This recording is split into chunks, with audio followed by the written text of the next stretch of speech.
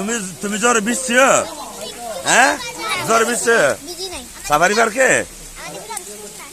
দৃশ্যপট পর্যটন নগরী কক্সবাজার জেলার চকরিয়া উপজেলার ডুলহাজারা সাফারি পার্ক।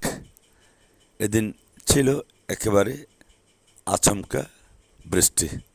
অনেকে বলে থাকেন হঠাৎ বৃষ্টি।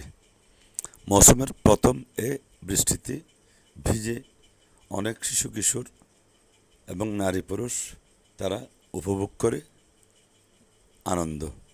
সাফারি পার্কের ভিতরে অনেক দূর এগিয়ে গেলেও বৃষ্টির কারণে তারা সকলে ছুটে আসে একেবারে সাফারি পার্কের প্রবেশ গেটে। জানা গেছে এদিন খুবই কম ছিল দর্শনার্থীদের আনাগোনা। তারপরে যারা সাফারি পার্কের ভিতরে গেছেন সকলে মোটামুটি ভিজে ভিজে হেঁটে হেঁটে একেবারে আসেন সাফারি পার্কের মূল প্রবেশ গেটে। তারা তারপরেও আনন্দ উপভোগ করে চকরিয়া থেকে চলে যাচ্ছেন। স্বাগত জানান চকরিয়ায় অবস্থিত ডুলহাজারা সাফারি পার্কে। এটি বাংলাদেশের প্রথম এবং সর্ববৃহত্তর পরিসরে আমাদের চকরিয়া উপজেলার ডুলহাজারায় অবস্থিত সাফারি পার্ক।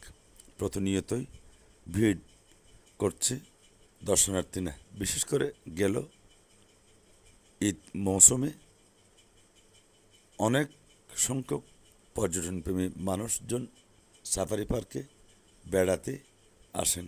ঘুরে ফিরে দেখেন সাফারি পার্কের ভেতর এবং বাহিরের দৃশ্যপট।